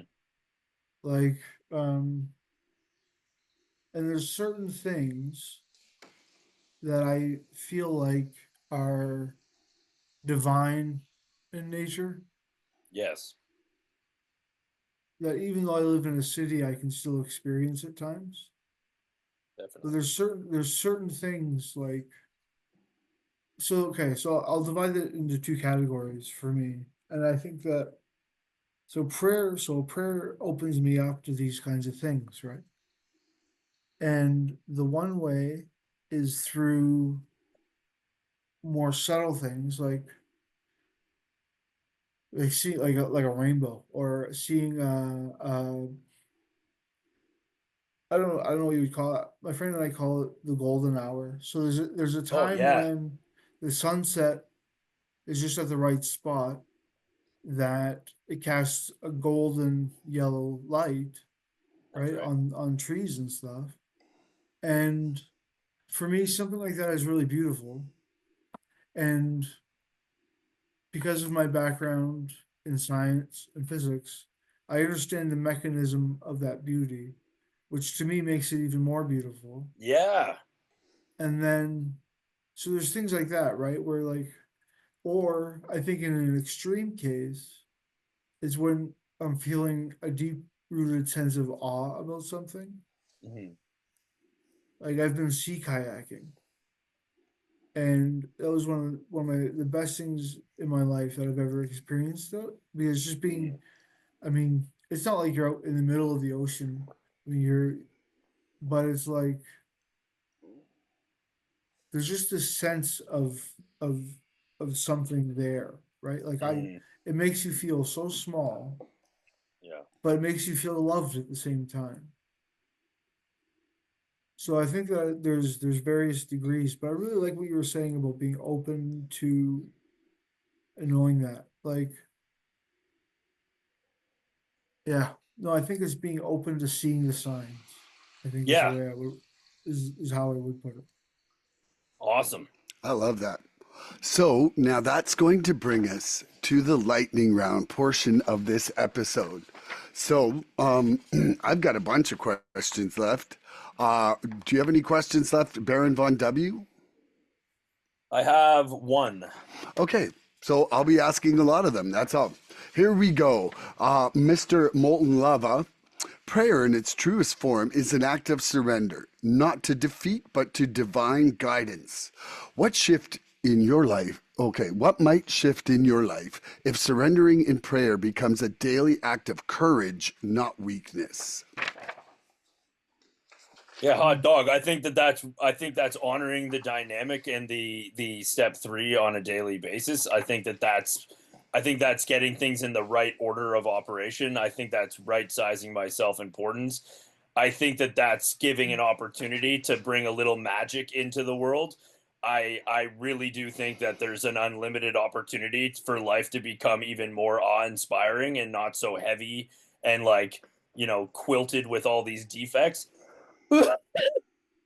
Um, excuse me. I don't I don't see it as weakness at all. However, I tend to do it more when I am weak. So maybe have some work to do there. Okay, and now Mr. Baron von Boots. Prayer in its truest form is an act of surrender, not to defeat, but to divine guidance. What might shift in your life if surrendering in prayer became a daily act of courage, not weakness?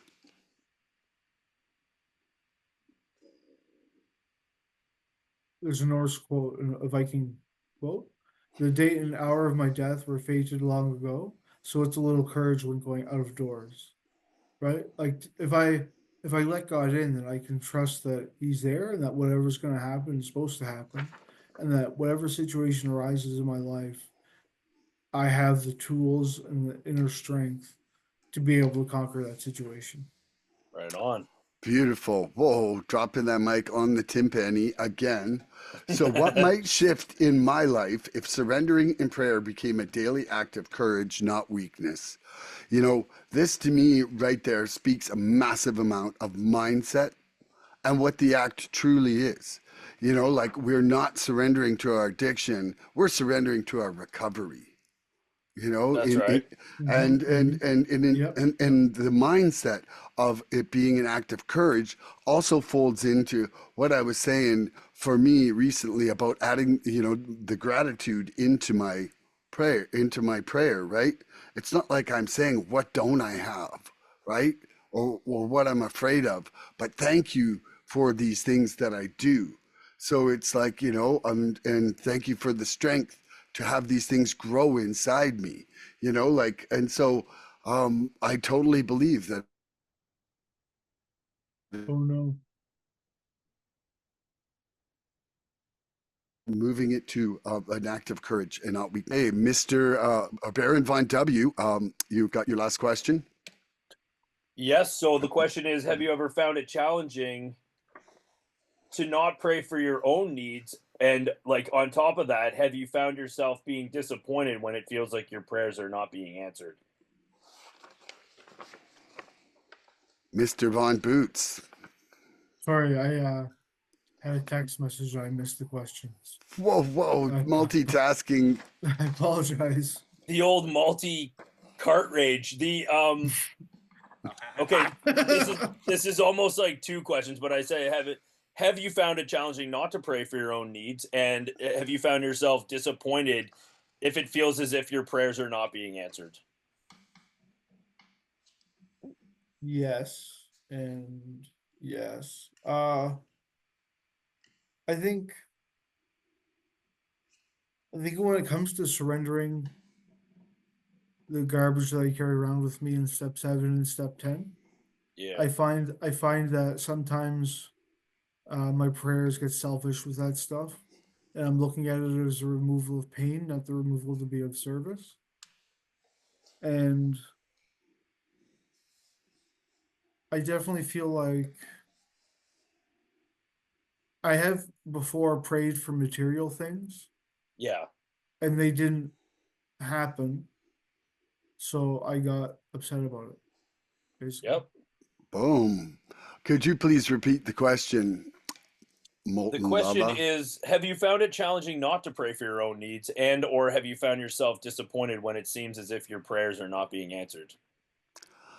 Okay, so when I started praying, there was a lot of it that I wasn't praying for my own needs. So I feel that just kind of starting to do it in a manner that wasn't for my own needs formed that habit in that way. So that wasn't tremendously difficult.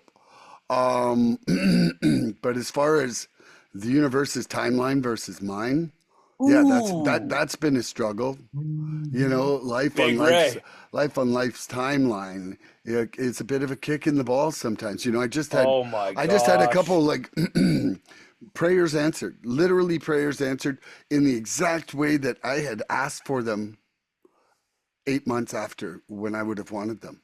And Ooh. and so it was like an absolute point of gratitude. I forgot to push start on the timer, so I'm going to leave that one right there. Baron Von W, you want to answer yours? Yeah, Mic drop on so that one. yeah, that was a timpani.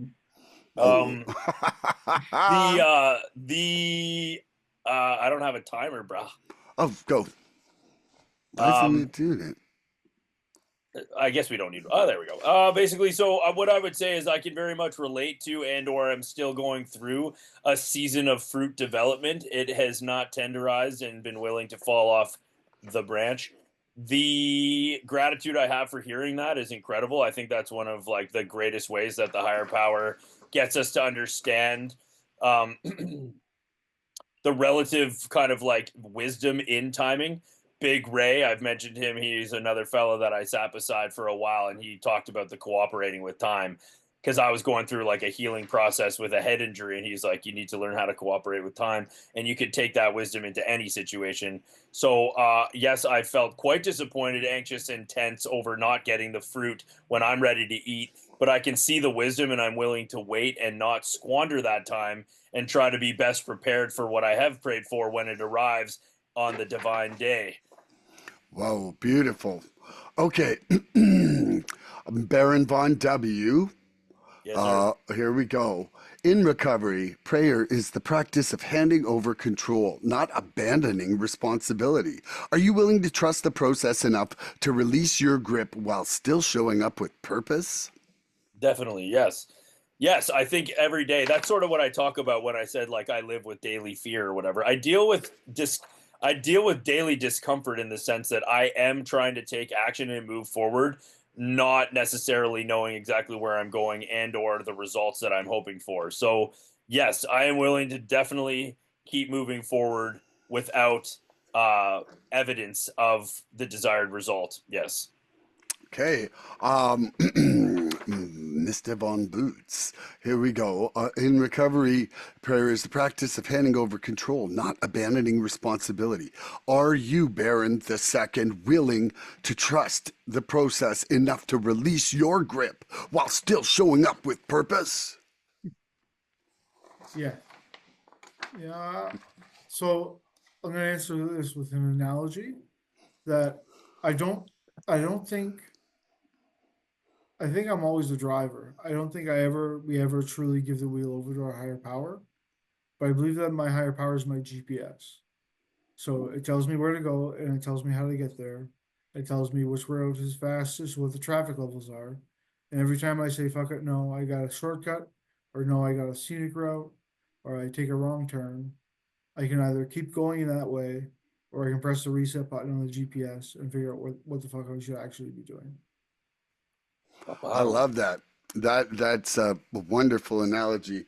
And for myself, am I willing to trust the process enough to release my grip while still showing up with purpose? I want to say absolutely I am. You know, there's a lot of it where, you know, it's ultimately I'm getting shown that doing the right thing, right, is sitting right there, but I've got to choose to do it. Like Oh yeah. I've got the responsibility of living these principles. They're Mm-hmm. getting laid out and shown for me, and you know that the right thing comes the right thing comes pretty clearly in some circumstances. You know, Yeah. there's some pretty confusing or stressful points where I don't know if I saw it or not or whatever. But man, most of the time, like I've got to choose the responsibility of my actions. Bottom Yeah. line. Okay, Baron Von W. Each prayer is a step toward humility, a quiet admission that we don't have all the answers. What if every time you didn't know what to do, you saw it as an invitation to pray instead of panic? Wouldn't that be nice? That's the goal. That's what I'm trying to do right now. That's why honestly, I think that's the work I'm currently experiencing. That's the invitation, like that is the wise, uh, the narrow path, because it's so easy to try to run around fixing all the little fires on the outside. I do think taking some quiet time and getting recentered. So I always say to people, if I'm gonna do some sponsoring, I basically say, like, if you made it through all that doing what you were doing, I can only imagine what you're capable of if you're healthy. Like, if you somehow came out of that, like, I mean, you might have a criminal record, you might have this or that, you might have some debt, but if you're really honest with how you were living and like the fact that you got to where you got to, like, imagine what's possible if you're not creating all that trouble for yourself anymore. So, yeah. Boom. Okay.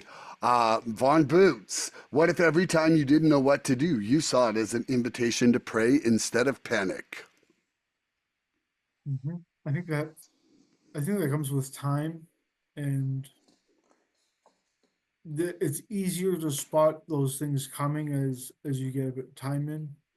And Mhm. I think that is very much is the point of getting clean and staying clean is the idea that um, I have to take my self will out of the equation, and because it's my self will that'll cause me to panic because I feel like I'm losing control, and Mhm. recognizing and taking that humility, like you mentioned, to give it over to my higher power. I think that's something that comes with practice. It gets easier as the more you do it, the easier it gets. Okay. Well What if said. every time I didn't know what to do, I saw it as an invitation to pray instead of panic? Well, first of all, I think I'd be a lot happier. I do think that that is the ideal. And as almost every point in my life, hindsight is 2020. But I Yeah. am now actually looking at my life and I'm bringing that awareness into my hindsight. I think that hindsight is making me see the opportunities I've missed to do that now. Whereas before I was just like full steam ahead. Let's not look back. There's too much carnage back there. And now I'm trying to learn from my mistakes and learn from my missed opportunities. And so all I can do is, an accurate step 10 and hopefully move forward with greater growth in my life. Okay, last question of the bullet lightning round.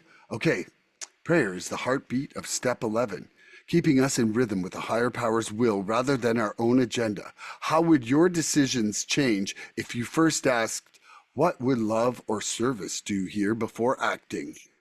Unbelievable. Oh man, I think that's the difference between what they say is like the only person you can control is yourself.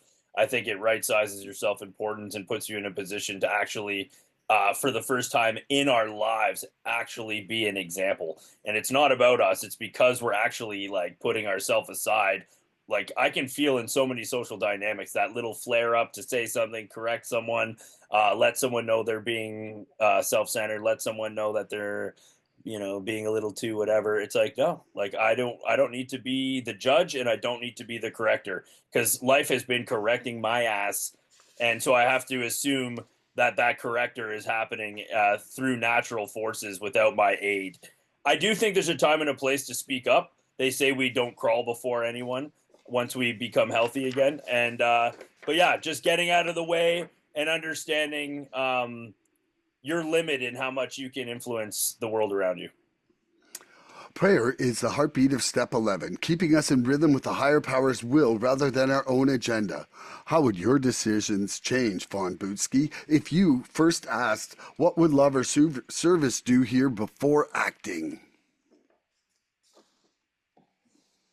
So it takes my self-centeredness and my ego out of the equation and allows me to move forward in basically a more spiritual way. Right. And I think that's another thing that takes practice. And the more I try to do that, because like I mentioned last week, my first thought is usually wrong. It might not wrong necessarily, but it's selfish or self-centered. My immediate reaction to many situations is not based out of spirituality, but I think that part of practicing and the acts of recovery, working on yourself, is to do that. Nice. I love that. And so prayer is the heartbeat of step 11, keeping us in rhythm with the higher power's will rather than our own agenda. How would your decisions change if you first asked, how would love or service, or what would love or service do here before acting?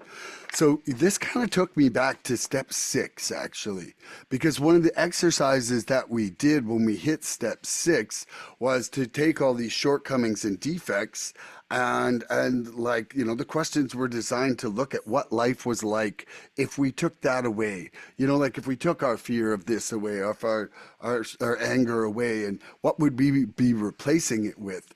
And in a big way, what would love and service do here? If I acted out of love and service only, I really don't think I would hardly ever act out on a defect. Well because said. because love or service really wouldn't do all the stuff that's self-centered. Like if I was true pure love and service, I would never act out of ego. Like it just wouldn't happen. And so I see it as, the progress towards perfection that they speak of in the 12 by 12, in that, like I would like to think that I would be growing and life would be virtually unlimited. Now we are at the end of the episode, but guess what? Mr. Baron Von Boots has a joke for us.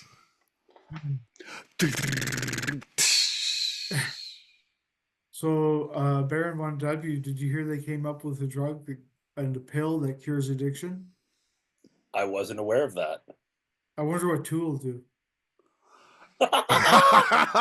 Tune in next episode for more recovery fun. Bye-bye, everybody.